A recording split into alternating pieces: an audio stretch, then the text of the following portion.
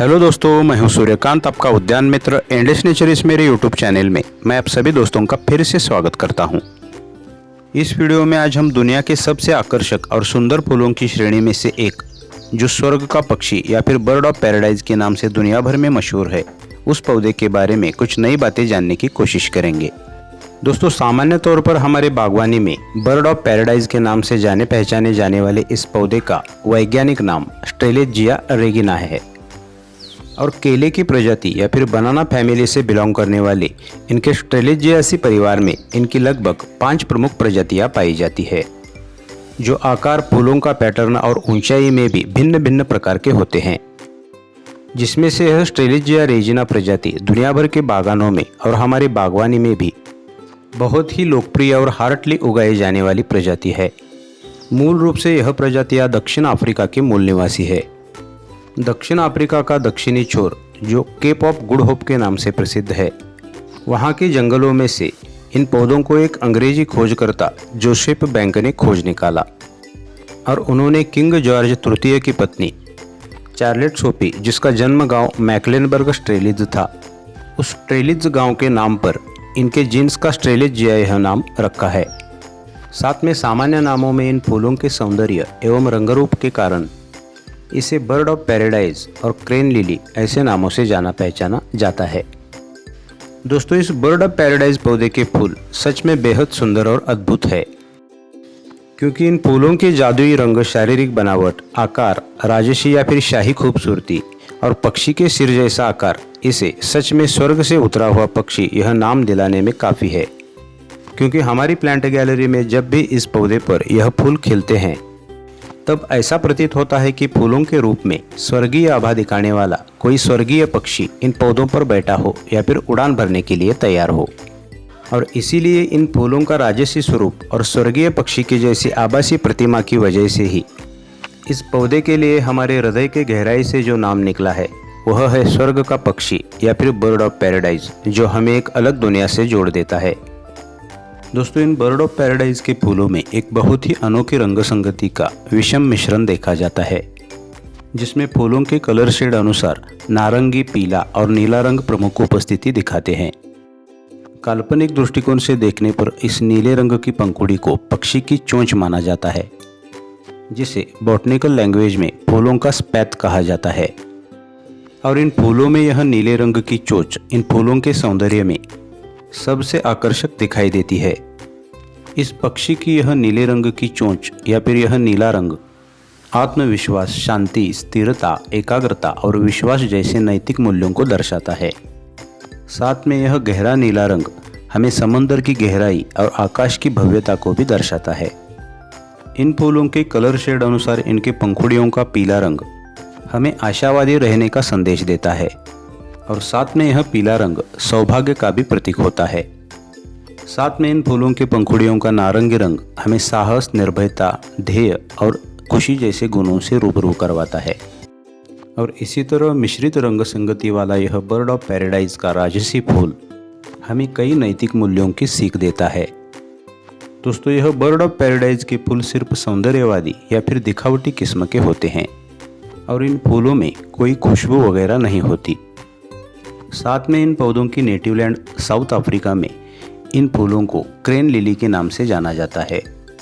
क्योंकि इन फूलों की प्राकृतिक दिखावट अफ्रीका के लंबी गर्दन वाले क्रेन पक्षी के सर जैसी होती है, ऐसा माना जाता है। इन बर्ड ऑफ पैराडाइज के पौधों पर सर्दियां खत्म होने के बाद वसंत की शुरुआत में फूल आने शुरू होते हैं। मतलब भौगोलिक स्थिति अनुसार पृथ्वी के उत्तरी गोलार्ध में हमारे भारत समेत अन्य देशों में लगभग मार्च मंथ से अक्टूबर तक, मतलब सर्दियां शुरू होने से पहले इनका फ्लावरिंग पीरियड बना रहता है। ज़मीन की सतह से 2.5 से 3 फीट लंबे डंठल पर इन फूलों की इस तरह की कलियां निकलती है और धीरे धीरे इस सुंदर फूलों के रंग विकसित होकर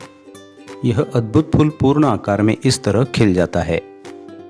इनका पर्ण समूह या फिर फॉलेज पैटर्न लिलीज के कुछ प्रजातियों जैसा होता है और आउटडोर गार्डन में लगाया हुआ इनके परिपक्व पौधों का एक समूह उनकी संख्या के अनुसार एक फ्लावरिंग पीरियड में लगभग 30 से 40 फूलों के स्पाइक्स को प्रोड्यूस करता है। पोषण स्थिति के अनुसार यह संख्या कम और ज़्यादा भी हो सकती है। जमीन की सतह से लगभग 2.5 से 3 फीट लंबे डंठल पर खिलने वाले यह फूल पोषण स्थिति अनुसार 1 से 2 हफ्तों तक भी अपना यह स्वर्गीय सौंदर्य बरकरार रख सकते हैं और फूल खिलने की अवस्था की एक लंबी अवधि गुजर जाने के बाद नेचर साइकिल अनुसार मुरझाने के बाद इस तरह यह फूल अपना सौंदर्य खो देते हैं। इन मुरझाए हुए फूलों की तरफ देखकर ऐसा लगता है मानो किसी ने हमेशा के लिए इनके स्वर्गीय रंगों को और सौंदर्य को चुरा लिया हो। हम चाहे तो इन मुरझाए हुए फूलों को ज़मीन की सतह के पास से इनके स्टेम सहित प्लांट से रिमूव कर सकते हैं। दोस्तों, यह बर्ड ऑफ पैराडाइज की स्टेलिजिया रेगिना प्रजाति एक औसतन ऊंचाई में महज 3 से 4 फीट की ऊंचाई तक अपना विकास कर पाती है, लेकिन इनके जीन्स की स्टेलिजिया निकोलाई वैरायटी, जिसे वाइल्ड बनाना या फिर व्हाइट बर्ड ऑफ पैराडाइज कहा जाता है और जिसके फूल सफ़ेद रंग के होते हैं, वह 25 से 30 फीट की ऊंचाई तक बढ़ने वाली इनकी सबसे ऊंची प्रजाति है। लेकिन हमारी बागबानी में यह स्टेलिजिया रेगिना वैरायटी एक सीमित आकार और सीमित जगह में 3 से 4 फीट की ऊंचाई तक बढ़ने वाली बहुत ही सुंदर प्रजाति है। दोस्तों, इन पौधों के सूर्य प्रकाश की ज़रूरत या फिर सनलाइट नीड के बारे में देखा जाए तो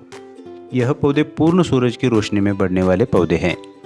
इसलिए हमारे प्लांट गैलरी में 4 से 6 घंटे की जिस जगह सीधे सूरज की रोशनी आती हो,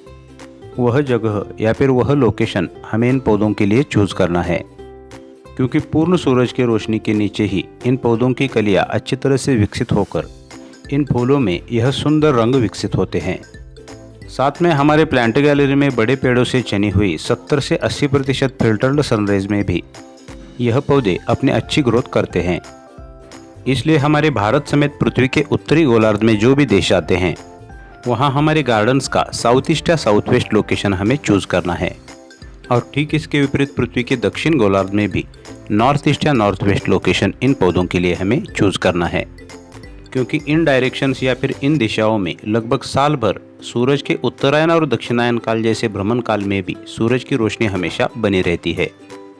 अगर हमारे प्लांट गैलरी में हमने इस बर्ड ऑफ पैराडाइज के पौधे पॉट्स या कंटेनरों में लगाए हैं,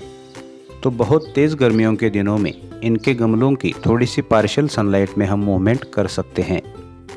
क्योंकि बहुत हॉट सन रेज ज़्यादातर पॉट प्लांट्स के पौधों की पत्तियों को थोड़ा सा झुलसा सकते हैं। दोस्तों, इस बर्ड ऑफ पैराडाइज के पौधों की पानी की ज़रूरत थोड़े से मीडियम कैटेगरी में आती है, क्योंकि कुदरती रूप से जिन पेड़ पौधों की पत्तियां आकार में अन्य पौधों की तुलना में बड़ी होती है, वह हवा में ज़्यादा पानी फेंकते हैं या फिर उनके द्वारा बाष्प उत्सर्जन बड़े पैमाने पर होता है, और इसीलिए अन्य पौधों की तुलना में यह पौधे पानी की थोड़ी सी ज़्यादा मांग करते हैं। और साथ में इन पौधों की ज़मीन के अंदर प्रकंद वर्गीय जड़ें होती हैं, इसलिए इनकी जड़ों के पास हमें हमेशा एक आदर्श आर्द्रता मेंटेन करनी होती है। साथ में इन पौधों को हमें ओवरहेड वाटरिंग भी नहीं करनी है, जिसके कारण इनके कंद वर्गीय जड़ों में सड़न पैदा हो सके। इन पौधों को पानी पिलाने का एक अच्छा संकेत यह होता है कि यह पौधे जब पानी की मांग करते हैं, तब इन पौधों की पत्तियां इस तरह सिकुड़ने लगती है और पानी देने के बाद फिर से फ्लैट पोजीशन में खुलती है। इसलिए मिट्टी की ऊपरी सतह सूखने के बाद हम किसी भी पौधों को पानी देते हैं, तो पानी के साथ हवा में स्थित ऑक्सीजन घुलकर जड़ों के पास पहुंच जाता है। सर्दियां और बरसात की तुलना में गर्मियों में पौधों की पानी की मांग थोड़ी सी ज़्यादा होती है। इन पौधों के जड़ों के पास या फिर इनकी मिट्टी में हमें एक आइडियल मॉइस्चर या फिर आदर्श नमी वाली स्थिति हमेशा मेंटेन करनी है। दोस्तों, इन बर्ड ऑफ पैराडाइज पौधों की फर्टिलाइजर रिक्वायरमेंट के बारे में देखा जाए तो यह पौधे दक्षिण अफ्रीका के जंगलों में ह्यूमस युक्त समृद्ध मिट्टी में पनपते हैं। इसलिए हमारे प्लांट गैलरी में आउटडोर गार्डन की मिट्टी का ऑर्गेनिक बेस अगर हम अच्छी तरह से मेंटेन करते हैं, तो यह पौधे इनके फ्लावरिंग पीरियड में ज़्यादा से ज़्यादा फूलों के स्पाइक्स को प्रोड्यूस करेंगे। साथ में इनके फ्लावरिंग पीरियड में, मतलब सर्दियाँ खत्म होने के बाद वसंत की शुरुआत में, इनकी जड़ों के पास कोई भी एनपीके बेस्ड लिक्विड फर्टिलाइज़र हम दे सकते हैं। साथ में फॉस्फोरस बेस्ड खाद भी हमें इन पौधों को देनी है। पौधों को फॉस्फोरस युक्त फर्टिलाइज़र देने से पौधों की ग्रोथ और हेल्थ काफ़ी अच्छी रहती है और पौधे भरपूर मात्रा में सुंदर फूल प्रोड्यूस करते हैं। आउटडोर गार्डन के बजाय गमलों में लगाए गए पौधों के लिए भी उनका बेसिक पॉटिंग मिक्सचर 1 पार्ट किसी भी ऑर्गेनिक खाद से समृद्ध होना चाहिए, क्योंकि किसी भी केमिकल फर्टिलाइज़र के बजाय ऑर्गेनिक फर्टिलाइज़र किसी भी पेड़ पौधों की प्राकृतिक रूप में प्राकृतिक खाद होती है और पौधे लंबी देर तक हेल्दी रहने के साथ एक प्राकृतिक व्यवस्था से जुड़े रहते हैं। दोस्तों, इन पौधों की तरफ आने वाले कीट या फिर डिजीज़ के बारे में देखा जाए तो इन पौधों की इस तरह की भाले जैसी पत्तियों के पिछले हिस्सों में कभी कभार मिलीबग्स या फिर एपिड्स जैसे कीटों का प्रभाव दिखाई देता है। ऐसी स्थिति ज़्यादातर इंडोर वातावरण में लगाए गए पौधों पर या फिर कम प्रकाश वाली जगह लगाए गए पौधों पर दिखाई देती है। ऐसे में अगर कीट कम मात्रा में या फिर छोटे पैमाने पर है तो उसे हम पौधों से हल्के हाथों से रिमूव कर सकते हैं। अगर कीट का प्रभाव ज़्यादा होता है तो प्राइमरी स्टेज में हम नीम ऑयल या फिर देसी गाय के गोमूत्र का ऑर्गेनिक पेस्टिसाइड के रूप में इनके पत्तियों पर स्प्रे कर सकते हैं। दोस्तों, इस बर्ड ऑफ पैराडाइज का प्रोपेगेशन इनके मदर प्लांट से इनके बेबी शूट्स को हल्के हाथों से निकालकर हम आसानी से दूसरी जगह कर सकते हैं। इनके मदर प्लांट से निकालकर दूसरी जगह लगाए हुए बेबी शूट्स पर अगर वह खुली धूप वाली जगह लगाए गए हैं तो उन पर फूल आने के लिए पोषण स्थिति अनुसार 3 से 4 साल का वक्त लग सकता है। इसलिए इन पौधों पर फ्लावरिंग होने के लिए सनलाइट पोर्शन की बेहद आवश्यकता होती है। दोस्तों, इनके नेटिव लैंड में या फिर प्राकृतिक आवास में इन बर्ड ऑफ पैराडाइज फूलों का परागीकरण ज़्यादातर सनबर्ड्स द्वारा होता है, जो मूलतः अफ्रीका के मूल निवासी है। प्राकृतिक आवास में सनबर्ड्स इन फूलों की तरफ आकर्षित होते हैं और अमृत पाने के लिए जब वह इन फूलों पर उतरते हैं तब इन फूलों का पराग उनके छाती और पैरों से चिपक जाता है और इस तरह जब वह एक से दूसरे फूलों पर बैठते हैं तब प्राकृतिक रूप में इन फूलों का परागीकरण होता है। साथ में सनबर्ड्स के अलावा कुछ दूसरे पक्षियों के माध्यम से भी इनका परागीकरण होता रहता है। इसलिए हमारे घर के इंडोर वातावरण के बजाय आउटडोर वातावरण में लगाए गए पौधों पर पक्षियों द्वारा परागीकरण होने के कारण बहुत ज़्यादा मात्रा में फूल आने की संभावना ज़्यादा होती है। इन फूलों को हैंडल करते समय बेसिक प्रिकॉशंस के रूप में इन फूलों से हमें और हमारे पालतू जानवरों को ओरली कनेक्शन से थोड़ा दूर रहना है, क्योंकि इन बर्ड ऑफ पैराडाइज प्रजाति के सभी फूल पौधों के बीज और फूलों में विषाक्त तत्व पाए जाते हैं जो निगलने पर या फिर ओरली कनेक्शन से हमें और हमारे पालतू जानवरों को प्रभावित कर सकते हैं। दोस्तों, इन बर्ड ऑफ पैराडाइज के फूलों ने इनके स्वर्गीय सुंदरता के कारण पूरी दुनिया भर के देशों ने और बाग प्रेमियों ने बड़े दिल से इसे अपनाया है। जैसे कि अफ्रीका के करेंसी का जो 50 सेंट का सिक्का है उस पर इस बर्ड ऑफ पैराडाइज के चित्र को दर्शाया गया है, जो अफ्रीका के इतिहास के गुलामी से स्वतंत्रता की ओर के सफ़र को दर्शाता है। साथ में लॉस एंजल्स और कैलिफोर्निया ने इन फूलों को सिटी फ्लावर के रूप में अपनाया है। दोस्तों, यह बर्ड ऑफ पैराडाइज के सुंदर फूल एक स्वर्गीय पक्षी की रचना या फिर दिखावट में सीमित नहीं है, बल्कि इन फूलों से हमारे लाइफ में हमें एक मोरल लेसन मिलता है। ज़्यादातर पंछियों की दुनिया में अधिकांश जोड़े एक पत्नीव्रत या फिर एक पतिव्रत धर्म का पालन करते हैं या फिर एक दूसरे के प्रति पूरी तरह से वफादारी निभाते हैं। इसलिए एक दूसरे के प्रति एक एंडलेस बॉन्डिंग क्रिएट करने वाले इन फूलों को प्रेम और वफादारी का प्रतीक भी माना जाता है। वैसे भी आजकल हमारे सोशल लाइफ में या फिर पूरी दुनिया भर में प्रेमियों में या फिर मैरिज कपल्स में जो ब्रेकअप्स का या फिर डिवोर्स का दौर चल रहा है, ऐसे में पंछियों की रचना में कुदरत ने बनाए हुए इस बर्ड ऑफ पैराडाइज जैसे पौधों से एक दूसरे के साथ बाउम्र वफादारी निभाने की सीख भी ले सकते हैं। इसलिए सभी कपल्स के प्लांट गैलरी में इस बर्ड ऑफ पैराडाइज का कम से कम एक पौधा तो ज़रूर होना चाहिए। इस बर्ड ऑफ पैराडाइज फूलों की स्वर्गीय सुंदरता और इनसे मिलने वाले कुछ मोरल लेसन्स के कारण इस पौधे ने लंदन के रॉयल हार्टिकल्चर सोसाइटी का गार्डन मेरिट पुरस्कार भी जीता है। अच्छा, तो दोस्तों, अगर वीडियो अच्छी लगी तो वीडियो को लाइक कीजिए, शेयर कीजिए और चैनल को सब्सक्राइब करके पास के बेल आइकॉन को भी प्रेस कर दीजिए, जिससे कुदरत और पेड़ पौधों से रिलेटेड आगे आने वाले वीडियोज़ की नई नोटिफिकेशंस आपको समय पर मिलती रहेंगी। अगले वीडियो में फिर मिलेंगे एक नया पौधा और उससे जुड़ी कुछ नई जानकारी के साथ। Till then, goodbye. Om Sai.